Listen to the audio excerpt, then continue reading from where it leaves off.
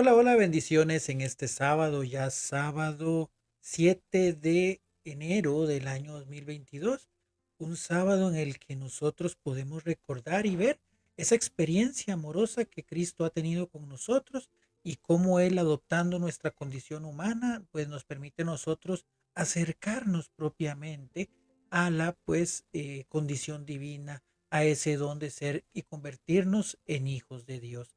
Le saluda a su hermano Jorge Isaac González y vamos a meditar un poquito sobre el Evangelio que, bueno, por lo menos para efectos de Costa Rica, nos propone la conferencia episcopal, que es las bodas de Caná. Tal vez en su región, si nos ve otro lugar fuera de acá, pues sea un poquito diferente, pues el texto que hoy se medita, sea el Evangelio según San Mateo, pero bueno, vamos a partir de la base, por lo menos de acá de Costa Rica, con el Evangelio de las bodas de Caná, que como lo hemos venido diciendo, el Evangelio según San Juan está compuesto de muchos elementos y muchas cosas pues de muchísima riqueza que nos permiten a nosotros pues conocer mejor la experiencia y la gracia de Dios. En primer lugar, las bodas de Caná se reconocen justamente como ese primer signo, como ese primer milagro que realiza Jesús. De hecho, la estructura del Evangelio según San Juan, ese es el primero de 7 signos que también van a estar después acompañados, por decirlo de alguna manera, con 7 yo soy. Recordemos en primer lugar que el 7 bíblicamente es signo de perfección.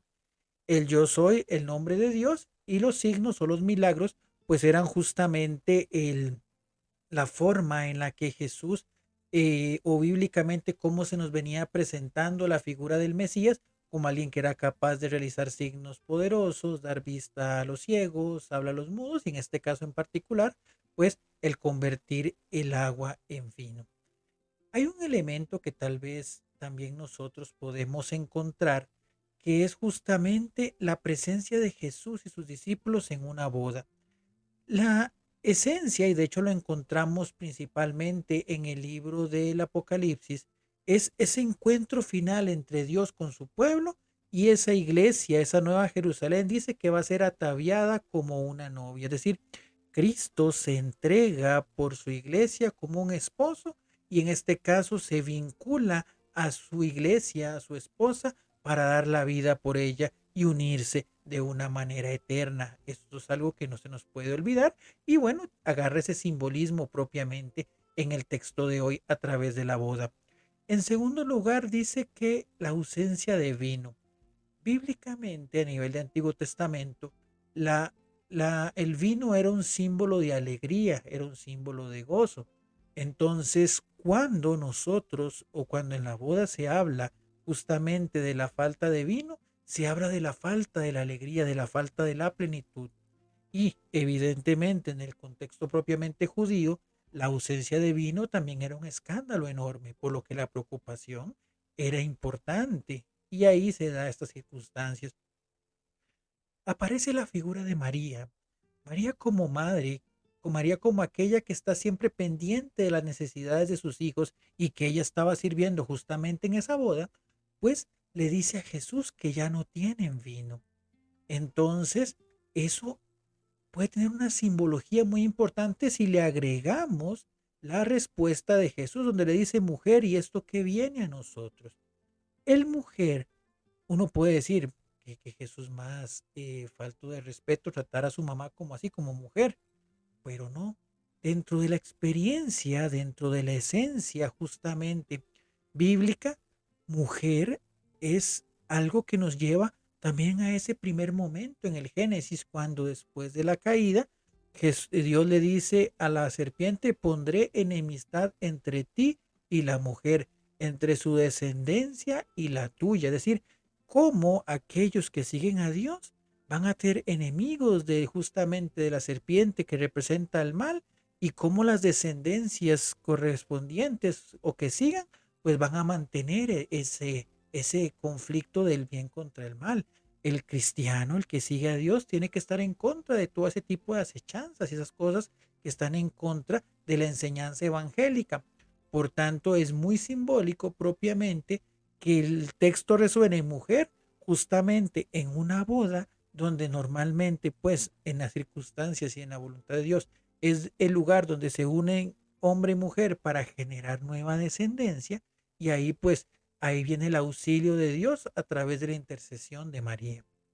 Después, por otro lado, dice que hay unas tinajas que se usaban pues propiamente para las purificaciones de los judíos. Entonces, vean qué interesante, las purificaciones eran realizadas con agua, pero aquí también viene el convertir el agua en vino. Nos damos cuenta que la purificación perfecta de nuestros pecados, de nuestras caídas, la encontramos ¿dónde? Justamente en la sangre de Cristo, en aquella sangre que ha sido derramada por nosotros, pero que tampoco se distancia del agua. ¿Por qué? Porque justamente, y en la fiesta que celebraremos el próximo lunes, pues el bautismo, Jesús al entrar en el agua del Jordán, apertura un nuevo bautismo en el cual pues somos capaces de ser limpiados de nuestros pecados. Pero también es cierto que para poder alcanzar esa plenitud y esa nueva vida, o esa nueva vida, perdón, en el bautismo, primero tuvo que Jesús haber entregado su sangre en sacrificio por la salvación de cada uno de nosotros. Entonces, vean cómo qué bonito aparece también ese signo de esa conversión y esa purificación a través del vino, que después Jesús en la última cena lo tomará y dirá: esta es la sangre, sangre de la alianza nueva y eterna, que será derramada por ustedes. Otro tema importante es que, bueno, en esa conversación, pues encontramos que Jesús todavía dice, pero todavía no es mi hora, todavía no es el momento de actuar. Pero María toma a los servidores y les dice: hagan lo que Él les diga. Si bien es cierto, Jesús, y a veces en nuestra experiencia cristiana, tenemos momentos de dudas porque sentimos que Dios no está actuando al tiempo que nosotros pensamos o al tiempo que nosotros queremos, pues también es evidente y es importante entender que cuando obedecemos, Dios actúa en el momento justo para nosotros, en el momento oportuno, en el momento adecuado. Entonces, ahí viene el don de la obediencia, el don de la confianza, el don de la fe y el don de la paciencia, que se convierten en pilares sumamente importantes para poder verdaderamente alcanzar la gracia de Dios. Si usted pone un alimento a cocinar y lo saca antes de tiempo, pues el alimento va a quedar crudo y no va a tener la posibilidad de disfrutarlo como corresponde, o va a tener hasta que botarlo. Todo tiene su tiempo y todo tiene su momento. Inclusive el mismo libro del Eclesiastés lo decía. Entonces, nosotros nos corresponde también pues tener ese momento de paciencia, pero una paciencia confiada, una paciencia recordando que Dios sabrá el momento en el que va a actuar.